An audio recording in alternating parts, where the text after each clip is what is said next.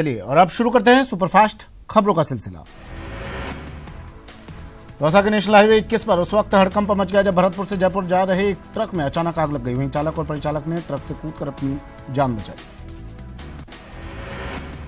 कड़ी मशक्कत के बाद दमकल विभाग ने आग पर काबू पाया। आग लगे ट्रक में परचून का सामान भरा हुआ था। योग परिवहन की बस में एक व्यक्ति का शव मिलने से हड़कंप मच गया। मौके पर पहुंची पुलिस ने शव को एमबीएस अस्पताल की मोर्चरी में रखवाया। भीलवाड़ा जिला पुलिस अधीक्षक डॉक्टर रामेश्वर सिंह के तबादला होने पर प्रेस क्लब द्वारा उनका सम्मान किया गया। इस दौरान सूचना केंद्र चौराहा स्थित प्रेस क्लब भवन में वरिष्ठ पत्रकारों ने उन्हें गुलदस्ता भेंटकर पगड़ी बंधवाई। पुलिस अधीक्षक जय यादव के निर्देश पर आबू रोड सदर थाना अधिकारी अनिल कुमार ने पुलिस जाब्ते के साथ कार्रवाई को अंजाम दिया। इसके तहत बाइक चोरियों की धरपकड़ का अभियान शुरू किया गया। पुलिस ने 17 बाइकें और एक स्कूटी बरामद की है। बूंदी शहर के नैनवा रोड स्थित जनता कॉलोनी के पिछवाड़े जंगल में एक अधेड़ आदिवासी महिला पर सुअरों ने हमला कर दिया, जिसमें महिला की दर्दनाक मौत हो गई। जालोर भीनमाल की जीके गोवाणी राजकीय महाविद्यालय में रंगोली प्रतियोगिता का आयोजन किया गया, जिसमें महाविद्यालय की छात्राओं ने बढ़ चढ़कर भाग लिया। राजस्थान उच्च न्यायालय मुख्यपीठ ने एक जनहित याचिका पर सुनवाई करते हुए प्रदेश में करीब 10,000 पेट्रोल पंप आउटलेट्स खोलने पर अंतरिम रोक लगाई है। कोर्ट ने भारत सरकार, प्रदेश सरकार और हिंदुस्तान पेट्रोलियम, भारत पेट्रोलियम और इंडियन ऑयल कॉर्पोरेशन को नोटिस जारी कर जवाब तलब किया है। टोंक जिला मुख्यालय स्थित अंतर्राष्ट्रीय राम स्नेही संप्रदाय के प्राचीन रामद्वारे में राम स्नेही संत कान्हड़ दास जी महाराज का 215वां महानिर्वाण दिवस साध पंचमी के रूप में मनाया गया। बीते एक सप्ताह में राजलदेसर कस्बे में हुई चोरियों की 2 बड़ी वारदातों के बाद लोगों में आक्रोश है। लोगों के आक्रोश के बाद पुलिस की नींद खुली और आनन फानन में सीएलजी बैठक बुलाकर कई निर्णय लिए गए।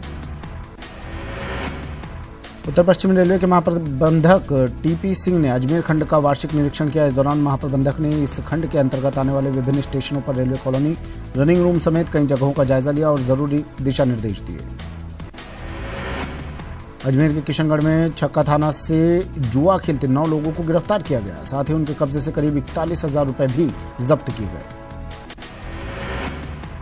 धौलपुर शहर के निहालगंज थाना इलाके के NH3 पर बजरी माफियाओं ने शहर में पथराव और फायरिंग कर दहशत फैला दी। वाटरवर्क से चौराहे पर फायरिंग कर ट्रक ने तोड़फोड़ भी की। जयपुर के मुंडेपुरा इलाके में 11 साल की मासूम से उसके ही मकान मालिक ने दुष्कर्म की वारदात को अंजाम दिया। प्रतापगढ़ जिला मुख्यालय पर कर्मचारियों ने national movement of old pension scheme के तहत नई पेंशन स्कीम का विरोध करते हुए टैगोर पार्क में एक बैठक का आयोजन कर सूरज पोल चौराहे तक कैंडल मार्च निकाला। आगामी 28 जनवरी से 30 जनवरी तक आयोजित होने वाली RAS मुख्य परीक्षा की तिथि आगे बढ़ाने की मांग को लेकर ओबीसी वर्ग के अभ्यर्थियों ने मुख्यमंत्री अशोक गहलोत के नाम जिला कलेक्टर प्रकाश राजपुरोहित को एक ज्ञापन सौंपकर परीक्षा 4 माह आगे बढ़ाने की मांग की। सीकर में लगातार अपराधियों के हौसले बुलंद होते जा रहे हैं। श्रीमाधोपुर कस्बे में 3 बदमाशों ने हवाई फायर करके लूट की वारदात को अंजाम दिया। श्रीमाधोपुर कस्बे के चौपड़ बाजार में 3 अज्ञात बाइक सवार बदमाशों ने हवाई फायर करके व्यापारी से 2 लाख रुपए लूट कर फरार हो गए। ये नहीं, लूट की सारी वारदात सीसीटीवी कैमरे में भी कैद हो गई। जयपुर में आश्रम रोड स्थित स्वर्णबाग में फ्यूजन ग्रुप की ओर से ब्यूटी प्रेजेंट मिसेज राजस्थान 2019 का ग्रैंड फिनाले आयोजित हुआ। फिनाले में मिसेज राजस्थान 2019 का खिताब आकृति शर्मा के नाम रहा। जयपुर में 22 गोदाम स्थित होटल में कॉन्ट्रैक्टर एसोसिएशन ऑफ राजस्थान की ओर से नववर्ष स्नेह मिलन समारोह का आयोजन हुआ। कार्यक्रम में सभी मेंबर्स ने एक दूसरे को नए साल की बधाई दी। जयपुर के विद्याधर नगर थाना में बंधी घोड़ी लोगों के लिए कौतूहल का विषय बनी हुई है और पुलिस के लिए परेशानी। इलाके में पुलिस को गश्त के दौरान पिछली रात आवारा घूमती हुई एक घोड़ी मिली, जिसके लिए पुलिस ने चारे की व्यवस्था भी की। अलवर जिले के रामगढ़ में विधानसभा चुनाव का प्रचार शुरू हो गया है और विवादित बयानबाजी भी शुरू हो गई है। बसपा प्रत्याशी जगत सिंह का एक वीडियो सोशल मीडिया पर वायरल हो रहा है। वीडियो में वो AK-47 से जवाब देने की बात कह रहे हैं। दरअसल रामगढ़ विधानसभा सीट पर बसपा प्रत्याशी की मौत होने पर उस सीट पर चुनाव रद्द हो गया था। अब 28 जनवरी को इस सीट पर चुनाव होने हैं।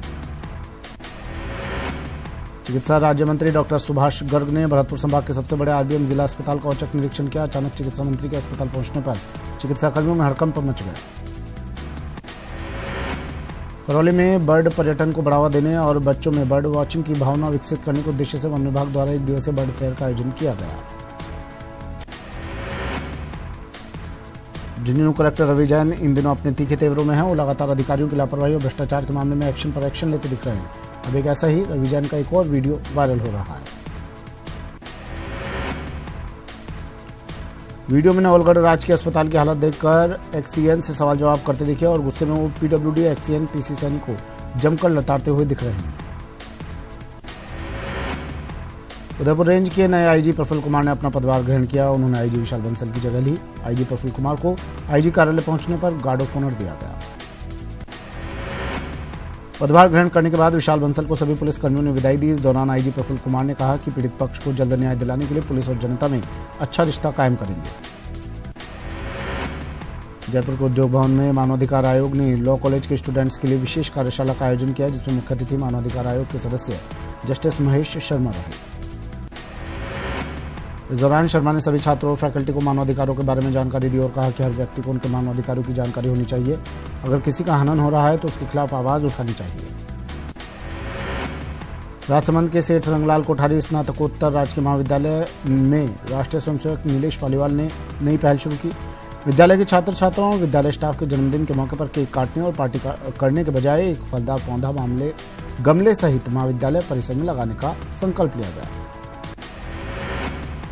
श्रीगंगानगर के हनुमानगढ़ रोड स्थित श्री बालाजी बाबोसा मंदिर का दूसरा वार्षिक उत्सव 16 से 18 जनवरी को मनाया जाएगा। स्वामी रामस्वरूप दास गांव वाले के सानिध्य में आयोजित इस कार्यक्रम में भजन गायक राजकुमार सिंघल अपनी प्रस्तुति देंगे।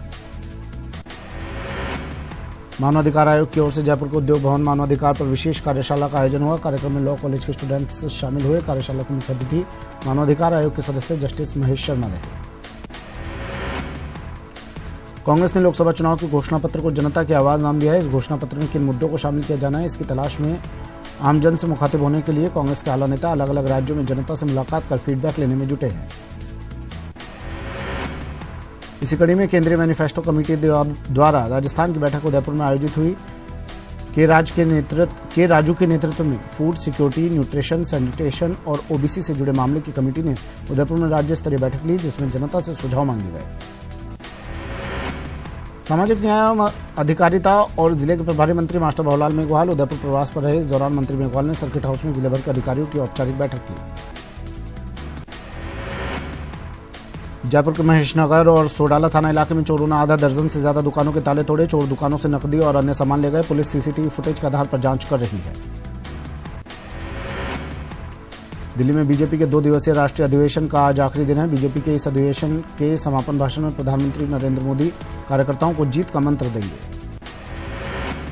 बीजेपी अध्यक्ष अमित शाह ने यूपी में एसपी बीएसपी गठबंधन पर तंज कसते हुए दावा किया है कि यूपी में बुआ और भतीजा के एक होने से भी बीजेपी पर कोई असर नहीं पड़ेगा। दिल्ली में पार्टी के राष्ट्रीय अधिवेशन में शाह ने कहा कि बीजेपी यूपी में इस बार 72 नहीं 74 सीट जीतेगी।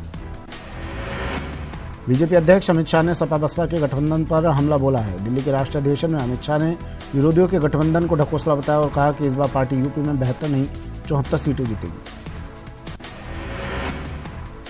कांग्रेस अध्यक्ष राहुल गांधी ने पीएम नरेंद्र मोदी पर करारा तंज कसा है। संयुक्त अरब अमीरात के दौरे पर गए राहुल ने वहां भारतीय समुदाय को संबोधित करते हुए कहा कि पिछले 4.5 साल में देश में असहिष्णुता बढ़ी है, लेकिन 2019 सहिष्णुता का साल होगा। दुबई में लोगों को संबोधित करते हुए राहुल ने कहा कि इस समय भारत 3 बड़ी समस्याओं से जूझ रहा है, जो है असहिष्णुता, युवाओं में बेरोजगारी और किसानों की मुश्किल। राहुल ने कहा कि नोटबंदी और जीएसटी ने अर्थव्यवस्था को भारी नुकसान पहुंचाया है। राहुल संयुक्त अरब अमीरात के 2 दिन के दौरे पर हैं। लोकसभा चुनाव का जिक्र करते हुए राहुल ने कहा कि कुछ लोग कांग्रेस मुक्त भारत चाहते हैं, लेकिन मैं ये साफ कर देना चाहता हूं कि हम बीजेपी मुक्त भारत नहीं चाहते। उन्होंने कहा कि हमारे डीएनए में अहिंसा है। यूपी की सियासत के लिए भी आज का दिन बड़ा है। लखनऊ में सपा बसपा गठबंधन का आज औपचारिक ऐलान होगा और आगामी लोकसभा चुनाव 2019 की जंग के लिए सीटों के बंटवारे पर मुहर लगेगी। उत्तर प्रदेश की सियासत में नई इबारत लिखी जा रही है। नरेंद्र मोदी को मात देने के लिए 23 साल पुरानी दुश्मनी को भुलाकर सपा बसपा सूबे में फिर से गठबंधन की राह पर है। 1993 में बीजेपी को हराने वाली मुलायम कांशीराम की जोड़ी की तरह मोदी लहर पर सवार पार्टी को हराने के लिए अखिलेश मायावती की जोड़ी बन रही है। आज यूपी में एसपी और बीएसपी के बीच लोकसभा चुनाव को लेकर गठबंधन का ऐलान हो सकता है। साथ ही दोनों पार्टी गठबंधन की सीटों का भी ऐलान कर सकते हैं। इस गठबंधन में अजीत सिंह की पार्टी आरएलडी भी शामिल हो सकती है। साझा प्रेस कॉन्फ्रेंस के जरिए इसका ऐलान होगा। अनुमान के मुताबिक यूपी में एसपी और बीएसपी दोनों 37 सीटों पर चुनाव लड़ेंगे। 2 से 3 सीटें आरएलडी को दी जाएगी। रायबरेली और अमेठी में गठबंधन अपना उम्मीदवार नहीं उतारेगा। इस गठबंधन में कांग्रेस शामिल नहीं होगी।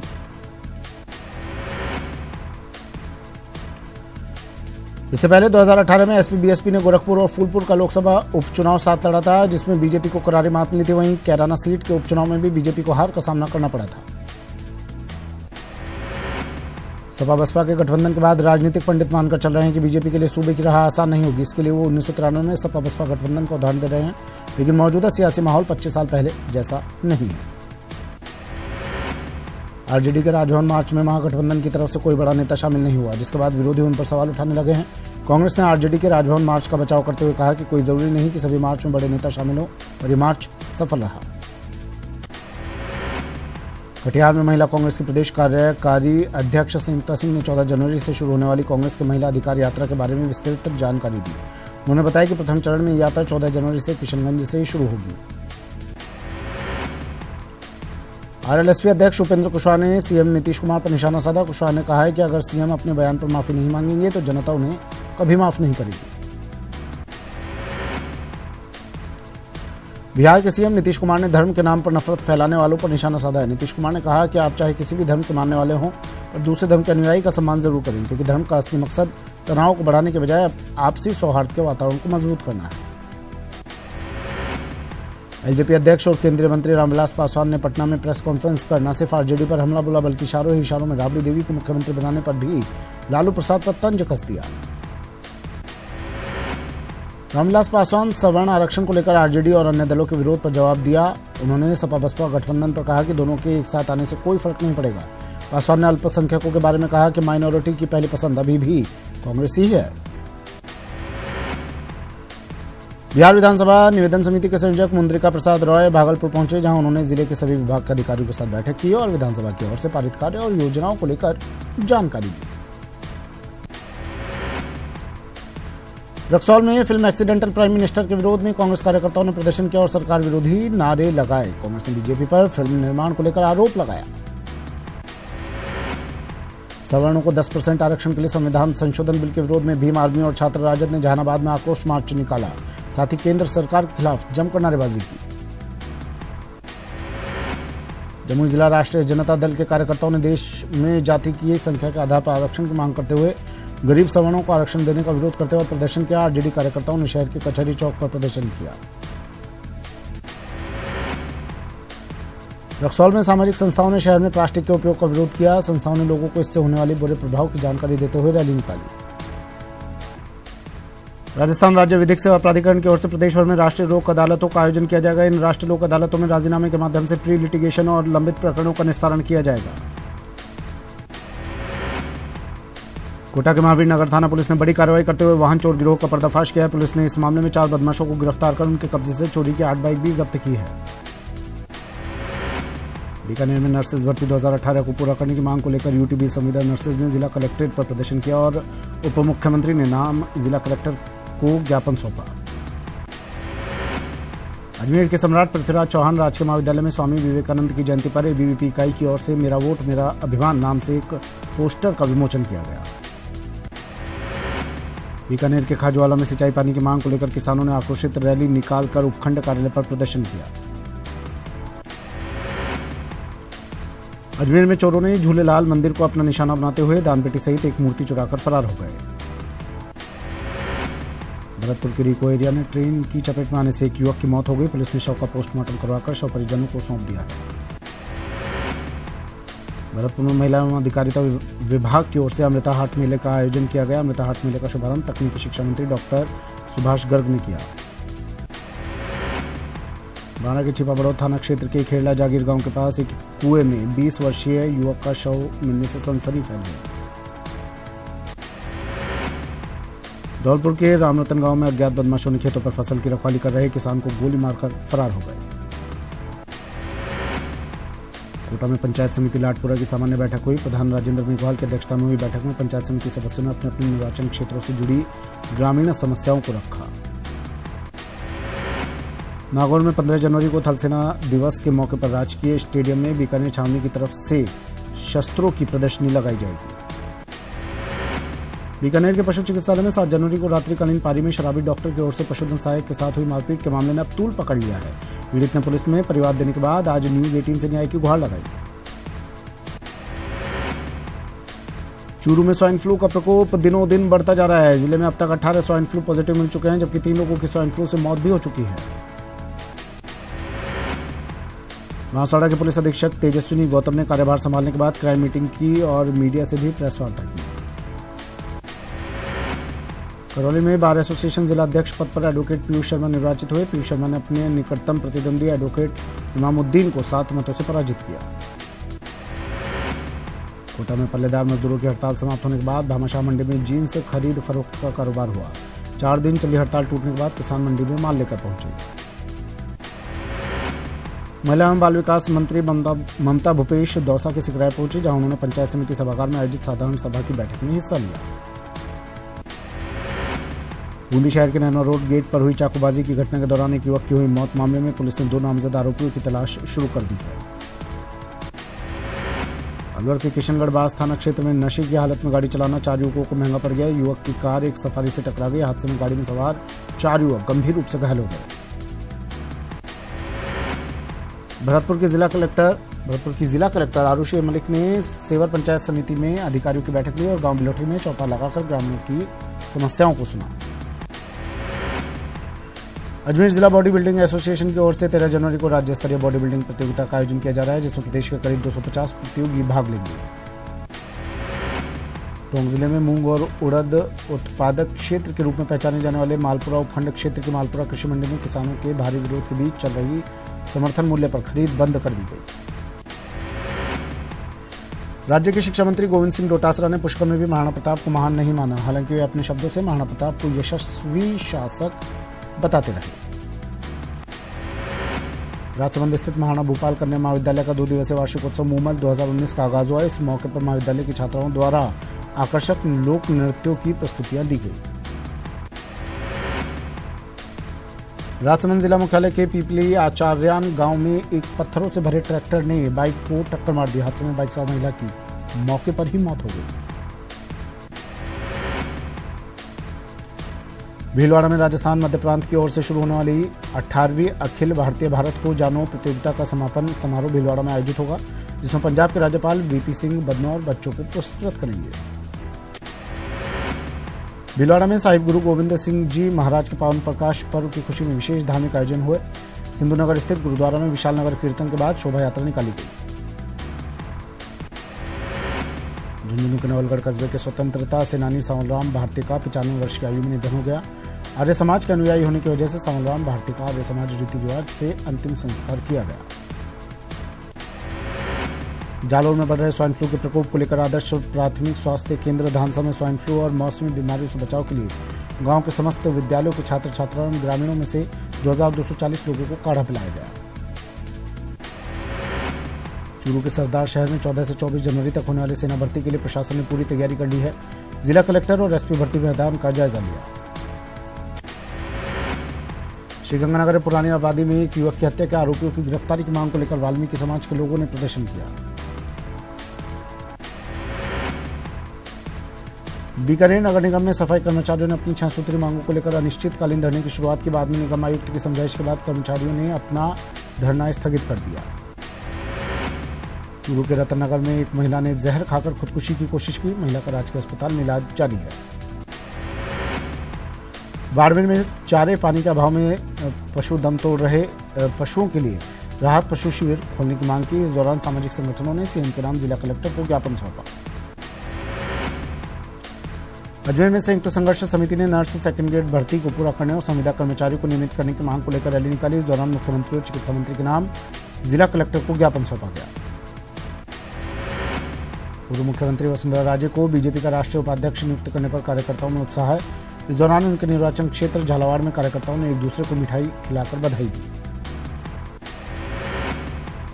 कोटा के गवर्नमेंट कॉलेज में महिला उत्पीड़न और नेत्रदान विषय पर कार्यशाला आयोजित हुई, जिसमें महिला उत्पीड़न के मामलों के बारे में जानकारी दी गई। राजधानी पटना के निकट मनेर में बीएसएनएल के गोदाम और मोबाइल टावर में आग लगने से लाखों रुपए की संपत्ति का नुकसान हुआ है। देर रात लगी आग से इलाके में सनसनी फैल गई। आग की सूचना पर फायर ब्रिगेड की टीम मौके पर पहुंची और काफी मशक्कत के बाद आग पर काबू पाया गया। स्थानीय लोगों का कहना है कि आग की लपटें इतनी ऊंची थी कि लोग डर गए थे। बिजली के शॉर्ट सर्किट से आग लगने की आशंका जताई जा रही है। प्रयागराज के कुंभ मेले में आए कई संत अपने अनूठे अंदाज और गेटअप की वजह से श्रद्धालुओं के बीच आकर्षण का केंद्र बने हुए हैं। इन्हीं में से एक है शिवयोगी मौनी महाराज, जिन्हें लोग रुद्राक्ष वाले बाबा के नाम से जानते हैं।